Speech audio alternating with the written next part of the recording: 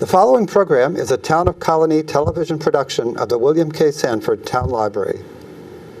It goes all my life's a circle, sunrise and sundown. The moon rolls through the nighttime till the daybreak comes around. And all my life's a circle, I can't tell you why. Seasons spinning round again, the years keep rolling by. Top of the day, this is Joe Doolittle. And I'm Kate Dudding. And this is Story by Story. Celebrating the human spirit. And we are both human spirits, but we're also storytellers, Yes. right? And we're going to bring you an hour of storytelling, and by that we mean we've got a guest storyteller, and she's going to tell you some wonderful stories. But we're also going to talk a little bit about storytelling. Yes, indeed. And I usually like to ask Kate what's the most interesting thing she's been doing in storytelling since we were last on the show. So what's the most interesting thing you've been doing since we were last together? I knew you were going to ask You knew me, that was so I prepared an answer. I went to Sharing the Fire, the New England Storytelling Conference in Western Massachusetts. Oh, really? Yes, indeed. And I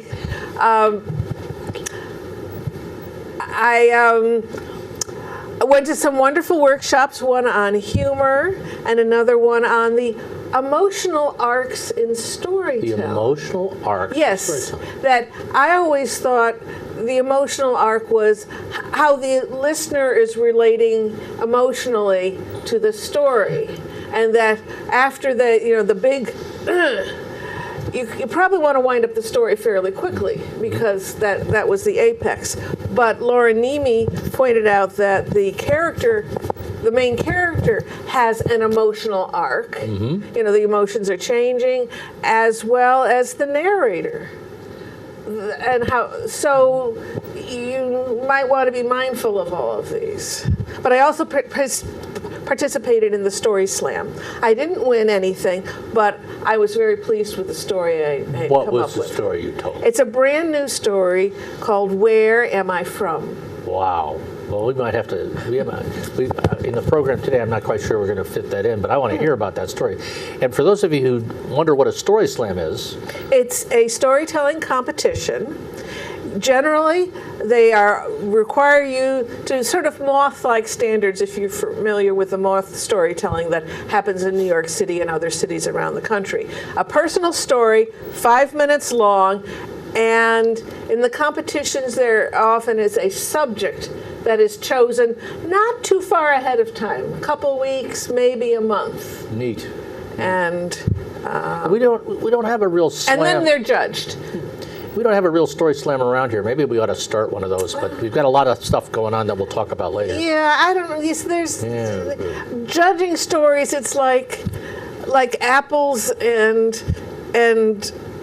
aardvarks. But I understand that. Somebody could bring in music. Others could be very deep, humorous. It's such an uneven playing field that. Wow. Well, I was at Sharing the Fire too, and for those of you who want to know more about that axis of a resource for storytelling, in addition to the web pages that we maintain at Story Circle at Proctor's, if you go to LANES, LANES.org, that's the League of the Advancement of New England Storytelling, and it's a regional gathering, and there are all sorts of programs going on there and other links, and it could be very helpful if you've got an interest in learning more about storytelling as an art form. My most interesting thing is just the continuing progress of using stories to build racial understanding. Mm-hmm. We introduced you to some of the principles from the Albany Society of Friends last year, and we've been working in Schenectady to kind of spread that strategy. And just last night, we had a group of about 36 people at the Schenectady Intercity Ministry monthly gathering, really experiencing how stories help build understanding by listening to some stories and getting some coaching and how they might do that within their own congregation. So it's a real interesting thing, and you can find out more about it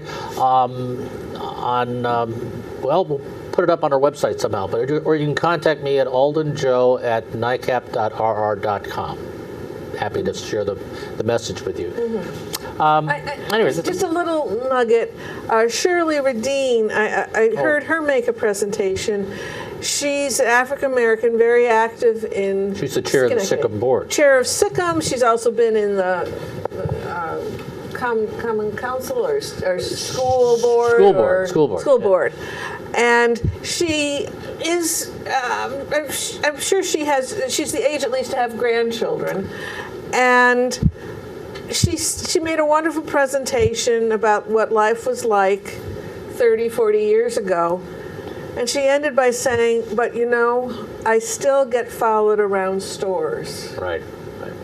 That people look at my skin and think, oh, she's one of them. She didn't say that, that's my paraphrase.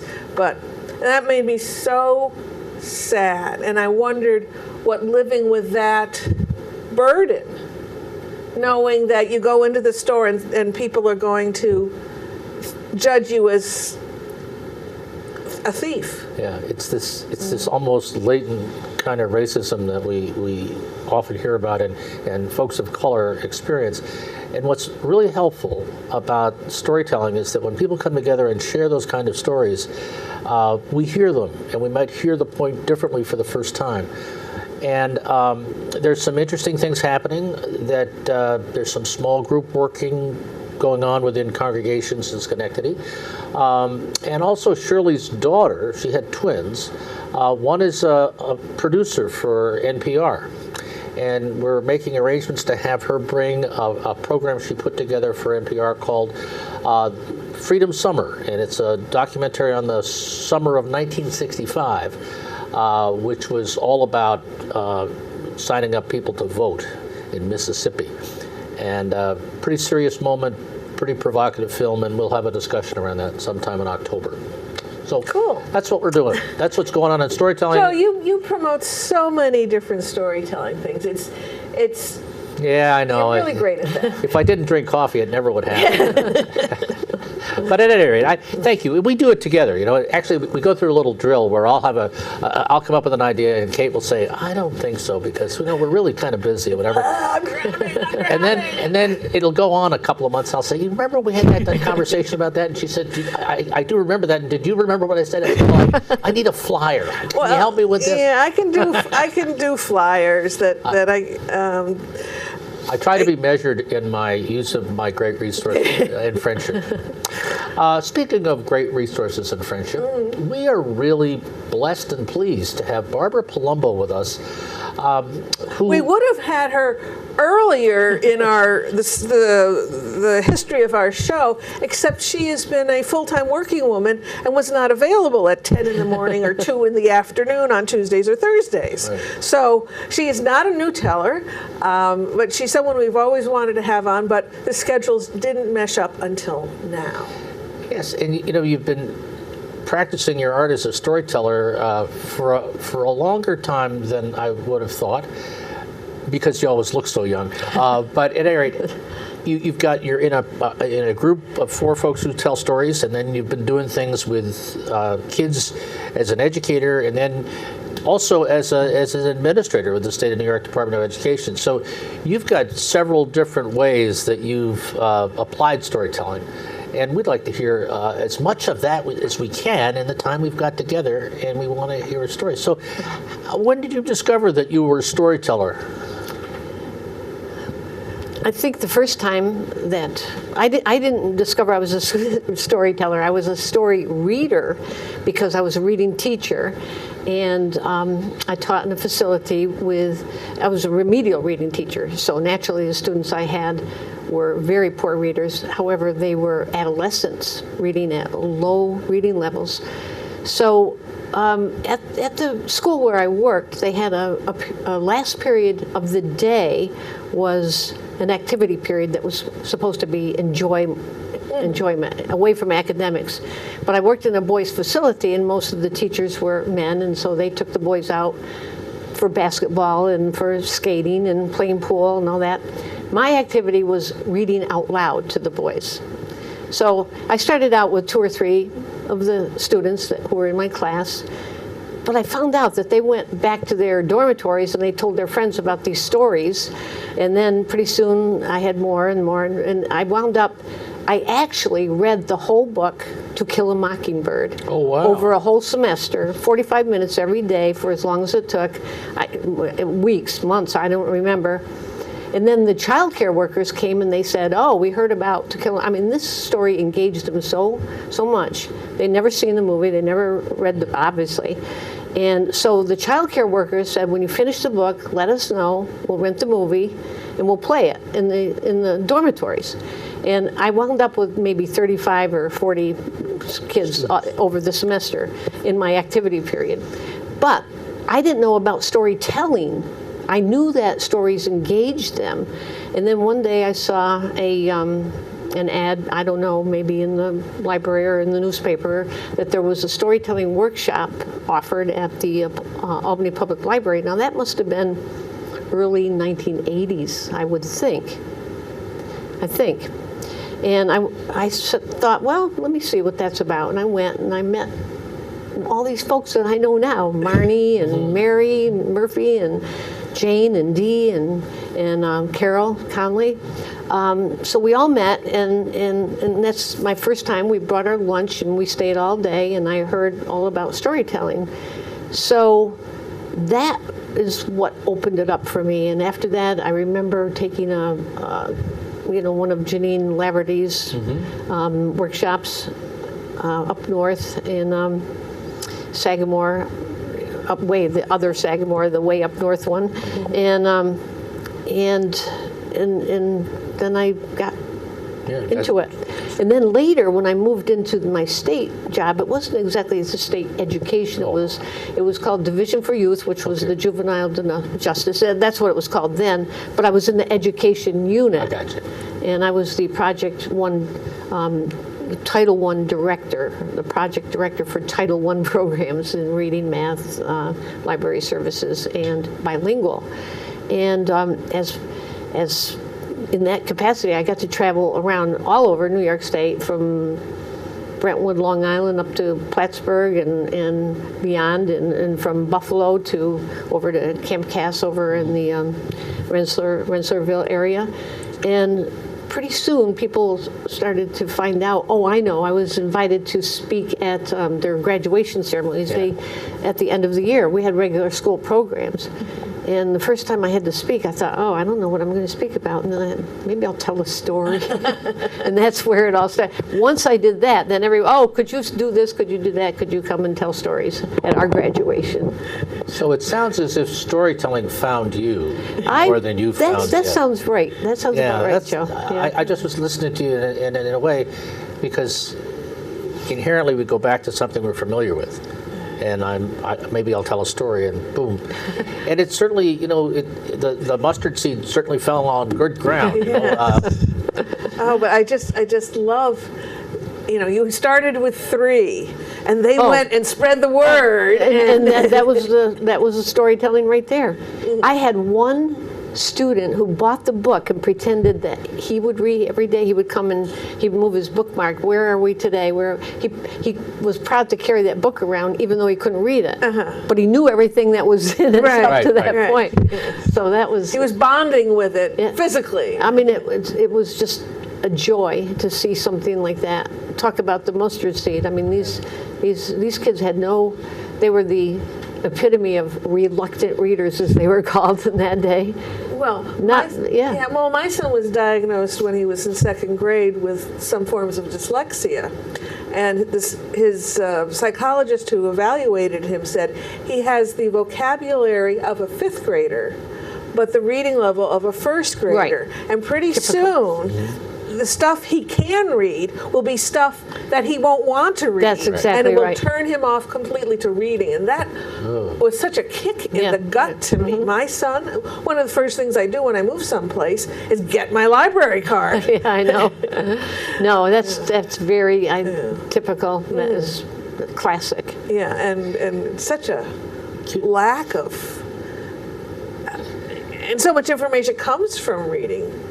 One day, I went to a facility where we had the youngest kids. It was a boys. We had boys and girls facilities separate. This was boys down in Red Hook. And a young boy came up to me and said, "Are you going to show us another movie?" And I said, "No, you got the wrong person." He said, "No, you showed us a movie the last time you were here." I said, "No, I really didn't."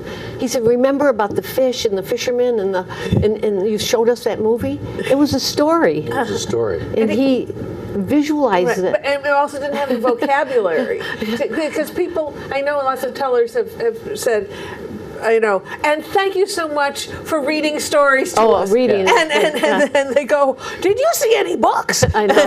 But they don't, telling is And he telling actually a story. remembered it as a movie. Yes. That's really interesting. That was good. It said something about storytelling. right. Yeah. It engages your He described it. He imagination described more the water and the fish, probably the fisherman and his wife or something. than- Yeah. I find I'm using the term engage or engagement Oh, yeah. a lot because I think it's a healthy term, and I believe the root of it really is gauges as in measure to get something in gear.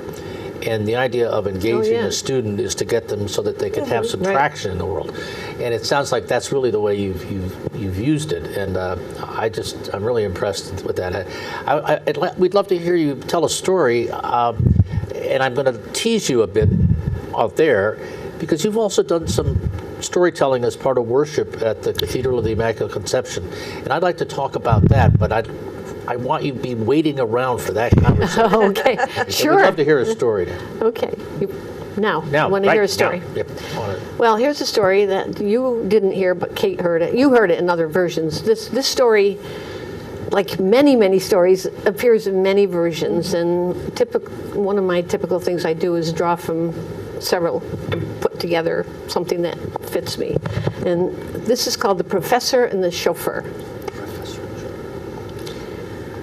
There was a professor from an Ivy League university renowned for his published works in nuclear physics and chemistry. And he was just constantly bombarded with invitations from colleges and universities all over the country to come be a guest lecturer for their students. But he didn't have that ability to do that or that opportunity. But his board of directors wanted him to be able to share his knowledge. So they voted unanimously to give him a year off from his teaching duties. And then he would be able to accept the invitations. And to facilitate his travel, they offered him a car and a chauffeur so that he could comfortably and easily move around from city to city. So at the beginning of a new semester, with his full schedule all planned, he and the chauffeur started out. And they traveled for months. They spent night and day together. And then one day, as they were driving along on a 4-lane highway somewhere out in the Midwest, well, the chauffeur just tilted his rear view mirror a little bit so that he could see the professor in the back. He was there going over his notes. "Professor," he said, can I say something to you?" "Well, yeah, of course, you can say anything you want." "Well, all due respect and everything, I enjoy being with you and all that, but I just don't think it's fair." "Well, what's not fair?" "I don't think it's fair that you're paid all that money to do what you do, and I'm hardly making a living on what they're paying me, and I'm driving you all around." "Well, you understand, I have a doctorate in my field." Look, I know what you got. I don't care about that. I mean, all due respect and everything, but all I'm saying is I've been listening to you give your little speech day in and day out, and I know it by heart. And I think I'm a better speech maker than you are. And I may not understand every word that you're saying, but I can deliver this speech better than you. I just want you to know how I feel. Well, the professor was very fond of this chauffeur, but he knew that the chauffeur could not take his place. But he was willing to give it a whirl, so he said, "If you really feel that way, if you do, and you want to do something about it, let me make a suggestion. We're going to a college. Nobody there has ever seen me in person. They've never seen me. And you and I kind of look alike a little. You know, we have the same build, we're the same size, we're the same age. If we exchange clothing, they wouldn't know the difference. So if you really want to do this, I suggest we stop at the next rest area and we change clothes. Well, the chauffeur thought that was just the greatest idea. So in they go, and out they come, the real professor wearing the blue serge suit and the hard-billed cap of the chauffeur. The chauffeur comes out with a three-piece pinstripe suit, carrying a briefcase, and they get in the car, and they drive to the college. And the real professor, who's the chauffeur, pulls into the parking space that's reserved for them, and he walks around the car, he opens the door, out comes the real chauffeur, is the professor, and they walk into the auditorium, and it's packed, standing room only. I mean, this professor's reputation preceded him. The only seat in the whole place was the one reserved for the chauffeur in the back row. So he sat there, takes off his cap, puts it in his lap, and the president welcomes the fake professor up on the stage. Big introduction. And then he gets up to the microphone and he gives a speech like you wouldn't believe. He was fabulous. Word for word, just like he said, but he put so much fervor, so much life into it, so much, even though it was scientific, it was just full of life and just so inspired the students that they interrupted him constantly with applause and applause. And finally, when he finished his speech, they rose as one and they gave him a standing ovation and thunderous applause and just round after round after. So the president finally had to come, stand in front of the microphone, calm them down. All right, students. Thanked the professor profusely. And then he looked at the clock and he said, "Professor, I see we have about 10 minutes left in the session. I'm wondering if a student here has a question for you before you leave." Well, up pops this student halfway back in the auditorium, a very pompous, show-offy, always wants to impress his classmates. He's up on his feet. "Professor, I have a question. What is the coefficient of plutonium times the valence of copper as a factor of stress in the early curve of nuclear fission development when the reactor is lead-based?" Well, you could hear a pin drop. Everyone's looking up there. And the president is smiling, and he turns the microphone over to the professor who stands there. He looks at the student for a long moment. "Young man," he said, "I've been doing this a long time. I've been traveling all over the country. I've spoken to thousands of students, and not one student, not one, has asked that kind of a question. Well, I'm surprised you're a student here at this college with its high admission standards, and yet you're asking such a simple question. Well, to prove to you how basic, how elementary, how simple that question is, well, do you see my chauffeur sitting in the back row there? I'm going to ask him to stand up and answer that question."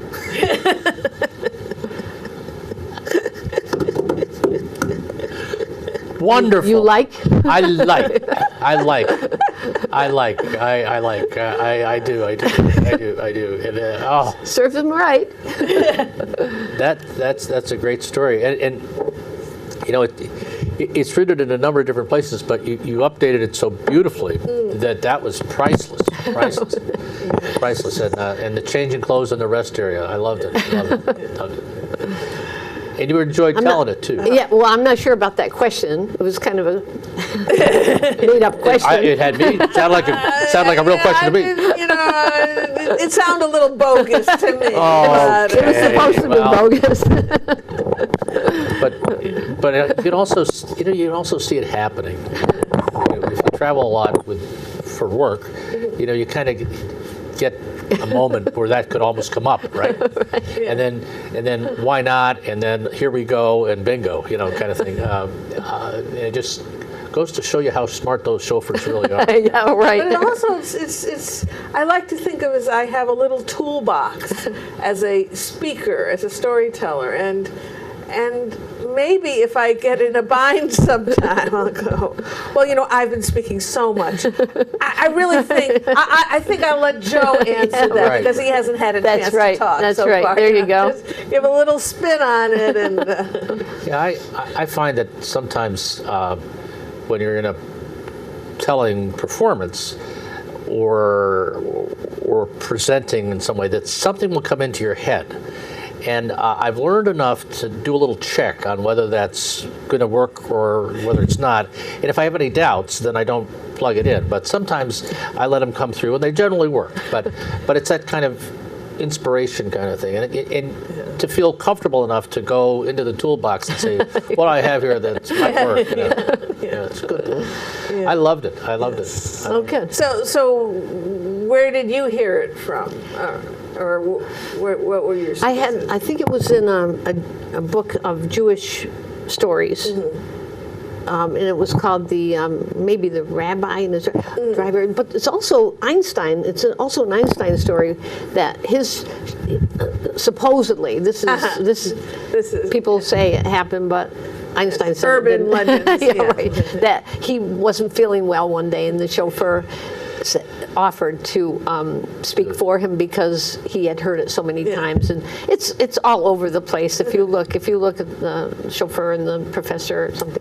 I was going to try to weave it into my brother's barber shop, who's a barber in Johnstown, who's near the FMCC, Fulton Montgomery Community College, but then I started getting too tangled up with that. So I just used what's out there. I'm not a personal story writer so far. That hasn't been my thing. Well, I think it was great. I'll tell you what we're going to do. We're going to come back and talk a little bit more about some of the work you've done at the cathedral. But Kate's going to take us through a little bit of a backgrounder on what's going on in performances around the area. Coming attractions. One of Joe's series, First Tuesday Tales and Stuff, on May 3rd will have Claire Nolan as the featured performer. It's an open mic for storytelling, music, and spoken word at Arthur's Market in the heart of the Stockade district of Schenectady. And you can get food, you can get non-alcoholic beverages. Great desserts. Great desserts. It's just a really comfy, warm, living room kind of place. That's... it is. It's nice. It's just like home, almost. And Claire's just delightful, so it'll be a good evening. And please come to listen, but also if you want to try out a little bit of storytelling or reading a poem or something like that. Or singing or, whatever. Well, juggling. Well, you tell a good story, you can juggle. Yeah. Then up in Saratoga, there's a storytelling open mic the second Wednesdays of the month, and it alternates between Cafe Lena and Woodlawn Commons, which is a senior residence. On May 11th, it's at Cafe Lena. There will be a featured teller, but there will be plenty of time for other people to sign up to tell. There's a modest admission fee, and some of that goes to the teller, and the other of it goes to Cafe Lena, both worthy. And Cafe Lena is a spiritual place for, I think, for the folk arts because of its history as a coffee house going back to the 1960s, and for the history of all the performers who've been there. It's a great place to just come and experience. And if you haven't done that, this is a nice way of doing it. So. And by the way, they're getting towards the end of their expansion. And they're going to have a slightly larger performance space and an elevator for those who need an elevator. So if you have some extra money, you can go to cafelena.com and donate to them. I just did that, actually. We like to support Cafe Lena. Yes. So another series that Joe started up within the last couple of years, Shawnee Evenings, second Friday of the month at the Irish American Heritage Museum on Broadway in Albany, just a couple of blocks south of State Street. And it'll be storytellers Claire Beadlestone from Cooperstown and Lee Ellen Marvin from Ithaca. And Claire Nolan will be the host. Right, and they'll be there, and they're wonderful tellers. Claire has spent time living in Scotland, has a Gaelish thread to her. And Lee Ellen has been based in Ithaca for a good bit of time, but comes from Boston, and weaves a wonderful story about just current life. So that's Friday, May 13th. Ooh. Friday the 13th. Trichotophilia, if you have that, that's a problem. Oh. Fear of 13. Okay. And Lee Allen, by the way, was the founder of Sharing the Fire. She was the founder of Sharing the Fire. New England She Storytelling was at the Leslie Conference. College. Right. Then our next Story Circle meeting is here at Colonie Town Library on Tuesday, May 17th, sharing stories under development, and we do ask that you tell and not read. Right. You could have maybe an outline to refer, but no reading, please. But many storytellers have started by coming to this kind of meeting, and Barbara Palumbo was one. So please be encouraged to try us out. And we also welcome listeners. If you are a new teller and all you want to do is tell to a live face that isn't your animal, that's all. The feedback is totally in the teller's hands. You can ask just for, I always say accolades, but that's not quite the right word. Affirmations. Good stuff. Good stuff. Or you could ask particular questions, or you could ask, did you have any problems? And then you can get feedback and we're very kind, because we know a new story is like a newborn, and you really don't want to. There was this rash over here, we don't want. What we want to, but what would be very helpful is, when you had that dialogue between the mother and the daughter, I wasn't always sure who was speaking. We won't. Constructive feedback. Constructive, and we won't solve the problem. We'll just mention the problem. And it could be just one person who was a little hard of hearing, but, we're kind. Because we all, again and again and again, we have a new story, and it's like, I think it's good, but I'm not sure. Oh, but I got to share it. So, enough. On the third Friday of the month, down in Saugerties, which is only an hour from Clifton Park, so it's even shorter from the Albany area, Janet Carter has a storytelling series at the Inquiring Minds bookstore, right in the dead center of Saugerties at 7 o'clock, and she has a guest teller each month. And then, if you can't get out, or you can't find anything on TV to watch, which can happen, you can go to us online, storycircle@proctors.org, and click on YouTube. And there we have over 170 stories, mostly clipped out of this show. Right. So you can see stories on demand. So when TV is dull, which is an oxymoron, you can go to the web and click that YouTube column and get your pick of great storytellers. Yes. Speaking of great storytellers, let's go back to Barbara, because I'm just wonderfully impressed by some of the things you've done. And you told me a story about doing something on Christmas Eve in the cathedral. That's right. Of the Immaculate Conception. How did that happen to start? I mean, where did that grow from? Oh, years and years ago. Last century? Once upon a time. I was on a committee called the Liturgy Committee for the cathedral before Monsignor Jones was there. This was around the mid-'80s. And I was a new storyteller at the time. And someone on the Liturgy Committee had heard, I think at the Dominican Retreat House, a storyteller or something, and she raised her hand and said, Father, Barbara's a storyteller, and I heard this thing, and it was great, and it worked well, and we have Holy Week coming up, and I'm wondering if we could,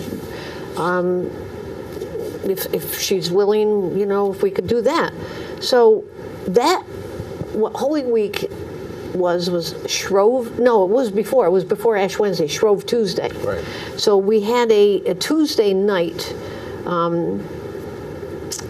service, very simple service, and because the Liturgy Committee planned it, was patterned after what she had seen at the Dominican Retreat House, where you come in and out with the old and with the new, and you write down what you want to get rid of, and you burn it in the fire and that kind of thing. And then she asked if I would tell a story, which I did.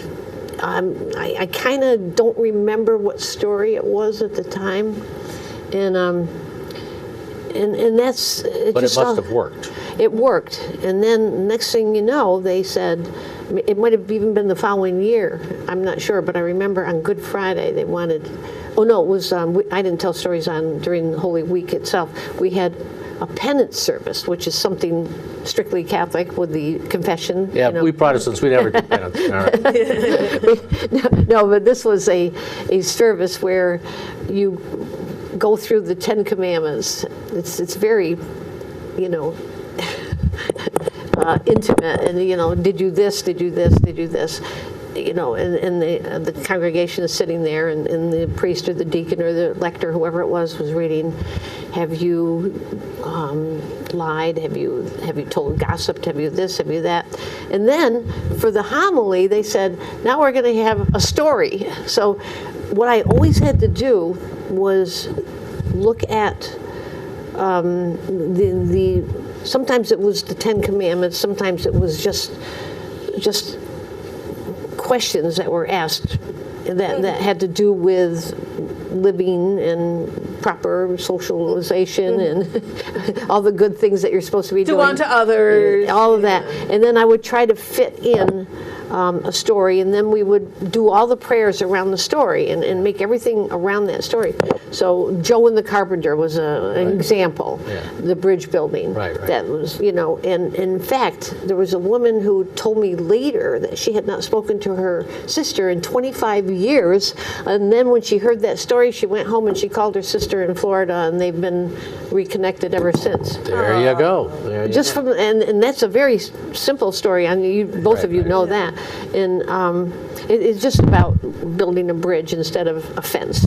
Just for the audience who might not. And then, and there were other stories. There was, But she had this burden, and that story struck the heart of that I know burden. it. Oh, it's amazing, and I use a lot of Jewish Elijah stories. Where he appears as the beggar who's really Elijah. And in Christian, it would be Jesus being, you know, the beggar. And then after the penance service, then they said, well, what about Christmas? We have the early Mass with the families, you know, with young children, and then the later one, the midnight. Of course, it's not going to be then. So I started looking for stories for the children. And then what happened was, the children liked the stories, but the parents loved the stories. And I had people coming, they would call the rectory, and they'd say, is the storyteller going to be there at the 5 o'clock Mass? And others would call the rectory, and they'd say, could you tell me the name of the person who told the story? I'm from out of town, and I heard the story, and I would like to get a copy of it, or whatever. And people emailed me, and it was just amazing. And then we had a deacon at that church who moved to another church, and he asked Mary Murphy, would you tell stories over here? Because, you know, we've been listening to Barbara now. Right. And so Mary and I get together every Christmas, and she'll say, okay. What are you going to do there? Well, what worked for you really worked for you. Could I borrow, you know, it's a lot of fun. So she's been doing that at St. Francis in Albany at Christmas. But the penance service, that was kind of intimidating because, for me, at the cathedral, because the bishop was there with 10, 12, 14 priests. I mean, this is big. Big time. And at one time, they just all sat in the sanctuary there, but then the priest said, no, you're part of the congregation. You sit down and listen. And I'm looking at all these priests and the bishop, like In the congregation? in the front row there. And they were all sitting there saying, oh, thank goodness Barbara's telling stories because I don't have to. Well, actually, the priest this year that we had for Christmas said, I heard you tell stories. Would you tell a story? And he said the same thing. Great. Then I won't have to prepare it. And he loved that story, by the way, the Sorrento juggler. He loved it. I wish you could tell it, but I don't know what you're going to tell. But I'm so impressed by you, and also by how you folded your talents into this religious community, which is a pretty significant religious community for the whole community. It's not like, and it really shows the recognition of ability, but also just the vehicle of the story being part of the ministry. And I think that that's really a wonderful story in and of itself. But we would listen to another story if you have one. I have another story which I thank Carol Connolly for. Carol Connolly tells the story, I've always loved it, but she moved to North Carolina. So I said, well, now that you're out of town, can I borrow your story? So she very graciously gave me her story. And as I am wont to do, I used the first half of her story and the second half of somebody else's story. She's a splitter. I'm a splitter, or a blender. I'm a blender. I'm a blender. You have to tell the Merger. story that I'm a merger. that hits your heart. And it's called A Born Thief. So, once there was a thief by the name of Mick Maloney, and he was the best pickpocket in all of Dublin. He could relieve a person of their wallet, their money, their watch, even their eyeglasses, without them feeling a whisper of his fingers. And so one day he's walking down O'Connell Street in Dublin looking for business, and he spotted a meticulously dressed gentleman whom he recognized as a banker. So he sidled up next to that gentleman right on the corner of O'Connell Street and Bachelor's Walk, and he just lifted his fine gold watch without that man suspecting a thing. And he turned and he was quickly walking in the opposite direction when he felt a lightness in his own pocket. And the watch was gone. So anyone else would have missed it maybe, but he looked around and he saw the swirl of a skirt as a woman disappeared around the corner. So he chased after her and he said, "I'll thank you to be returning me watch." "Oh," she said, with putting her hands on well-padded hips and with a toss of her red curls, she said, "Your watch. And here I was thinking it belonged to a certain banker." "Well, I nicked it fair and square," he said. "As did I," she said. And they struggled as he tried to take that watch away from her, but her fingers were even quicker than his own, and they managed to stay there. And they were both red in the face and out of breath. And Mick got an idea, and he said, "You know, there's no use in us fighting like this. If you're of a mind to listen, I have an idea. Why don't we form a partnership? We could sweep this city and pick it clean. And Bridget," for that was her name, she smiled and her dark eyes sparkled, and she accepted his offer. And they did that for 2 years. They swept through Dublin and they lightened the pockets of half the city's population. And no one was the wiser for their schemes. And then one night over supper, Bridget said, "I have a proposal to make now. I think we should wed. And we could raise a family of expert pickpockets. They could sweep cities throughout the world and make a fortune. They could support us in our old age." Well, Mick had to admit that she made a good point. So they got married, and she grew thick about the waist. Not necessarily in that order. And then they moved to a little house on Healy Street. And when the birth pains came, they called the local midwife, and she came and she delivered a beautiful baby boy. And they decided to call him Tom after Mick's father. And when the midwife handed him his newborn son, he reverently took that bundle and held his child close to his heart. And he smiled down at his exhausted wife. He bent down to kiss her. And as they gazed at their child, they were just overcome with emotion. He had the beautiful blue eyes like Mick's and Bridget's beautiful red hair. And then Mick wanted to see his hands because, you know, the tools of his future trade. So he unbundled the baby, and he was alarmed to see that one of his right arm was held stiff against his little chest, and his hand was clenched. And the midwife said, "You need to take him to a specialist." So a few weeks later, they took him to a specialist, and the baby was lying on the table, and the doctor was bent over the baby to examine him, and as he did, his gold watch hung a little from his vest where it was attached. And the doctor felt the baby's pulse on his right arm, and he said the pulse is strong, blood flow is normal. and what a bright little baby he is for his age. Look how he's focused on my gold watch.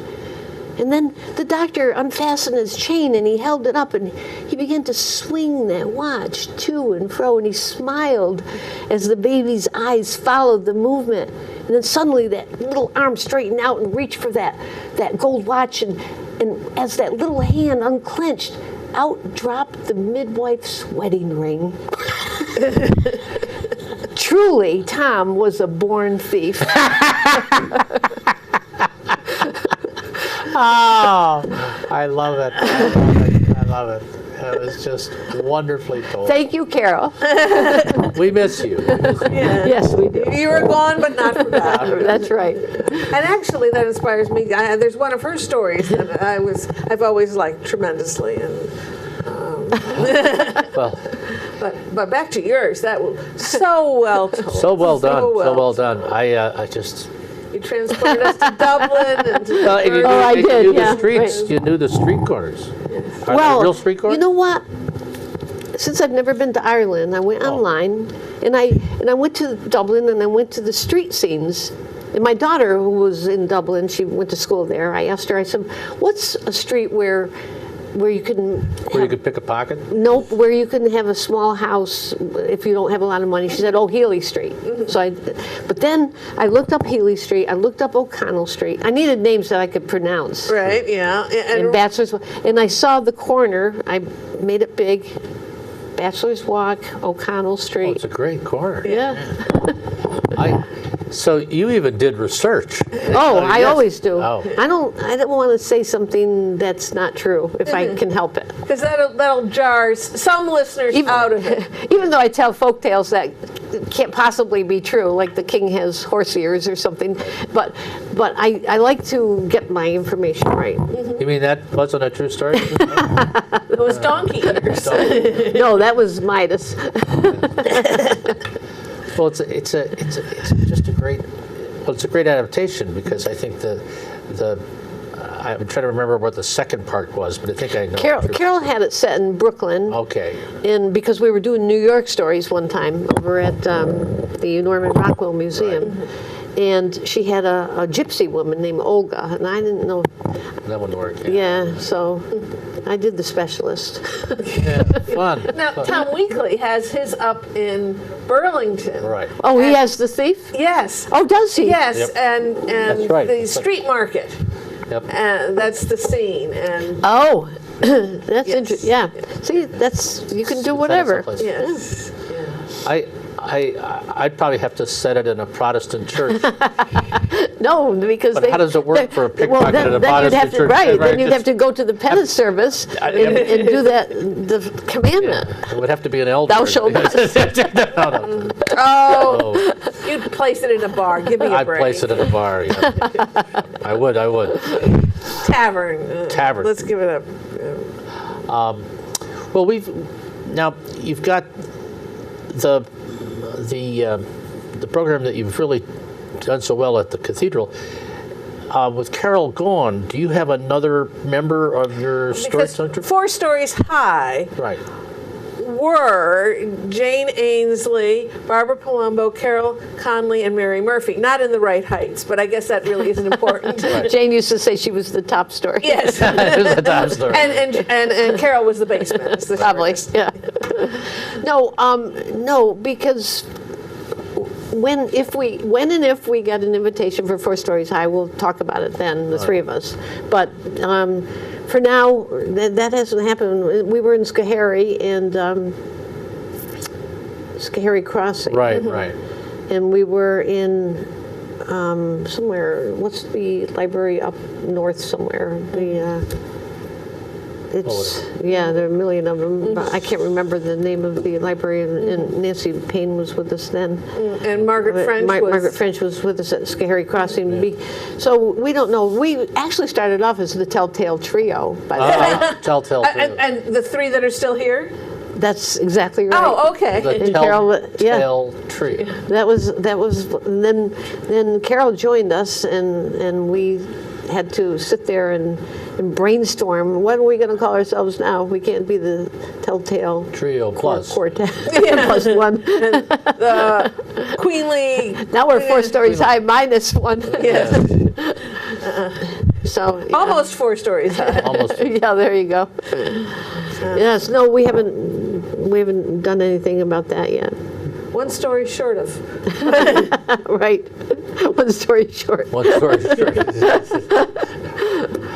All right. There's a whole other thing about kind of your story, because you're now retired.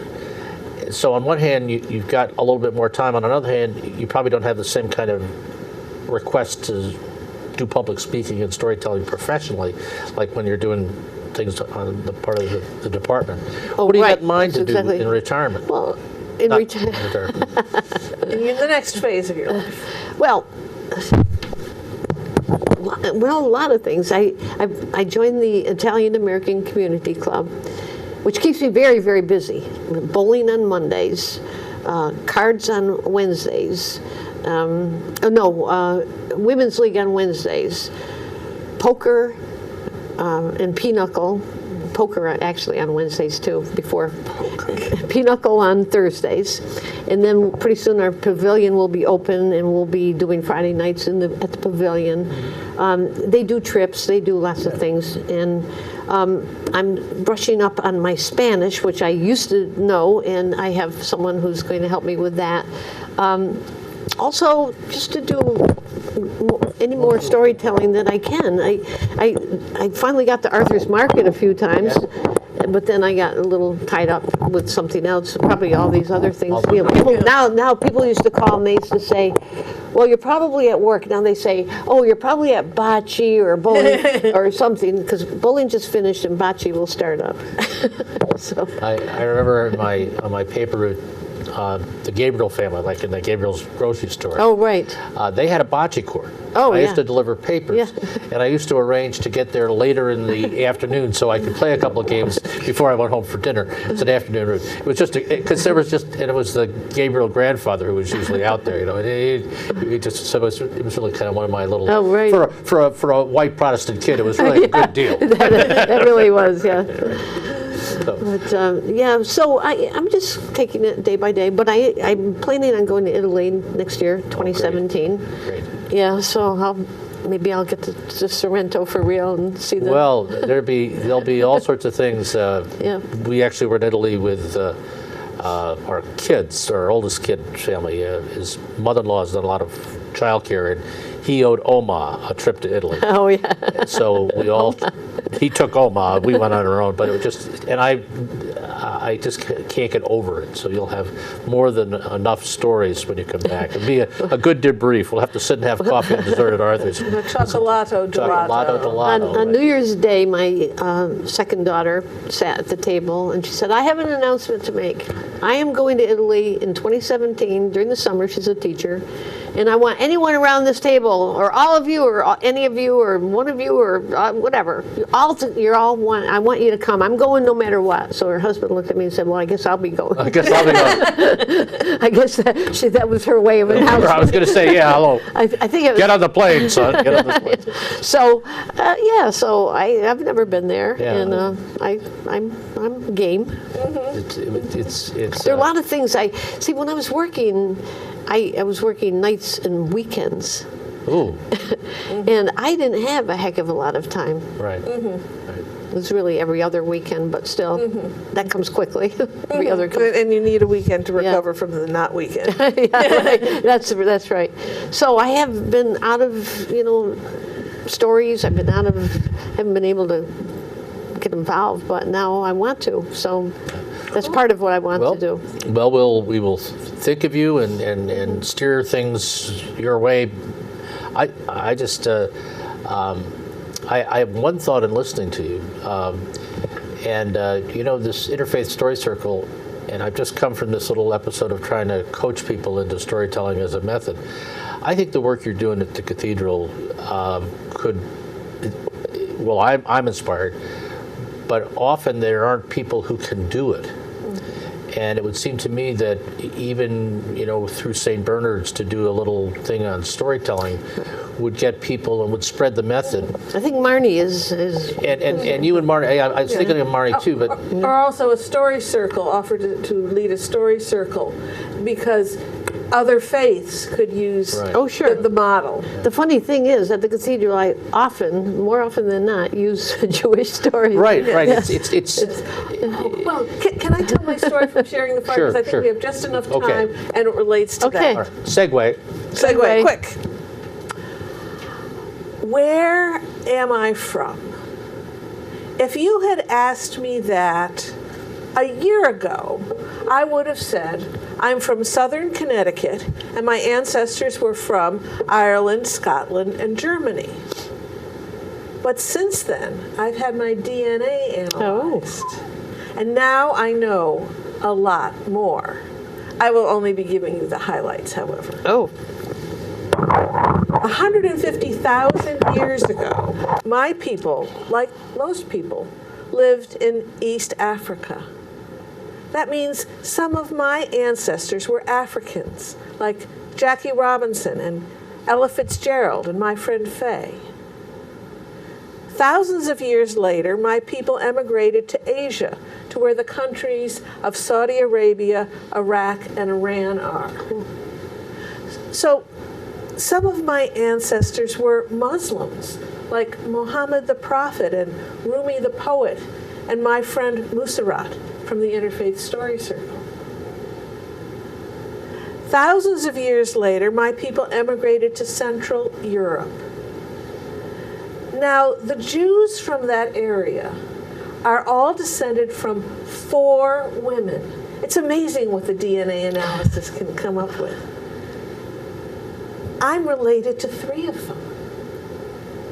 So some of my people were Jewish. Thousands of years later, my people emigrated to the places I knew about, Germany, Ireland, and Scotland. And there they were Christian. Then 150 years ago, my people came to America. Where am I from? My ancestors are from 4 continents: Africa, Asia, Europe, and North America. My ancestors are from at least 3 religious traditions: Muslim, Jewish, and Christian. I found this astounding, mind-blowing. And in fact, initially, I didn't tell anyone. I found it very precious that I was connected to all these people.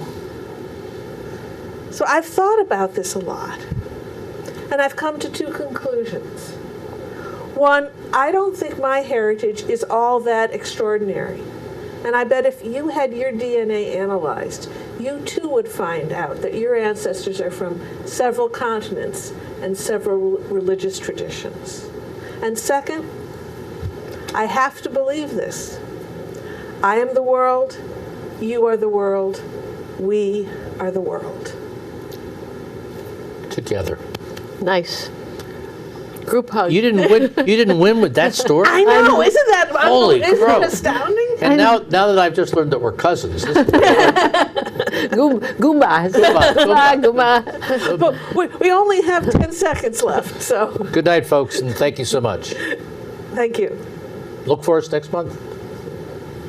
It goes all my life's a circle, sunrise and sundown. The moon rolls through the nighttime till the daybreak comes around. And all my life's a circle, I can't tell you why. Seasons spinning round,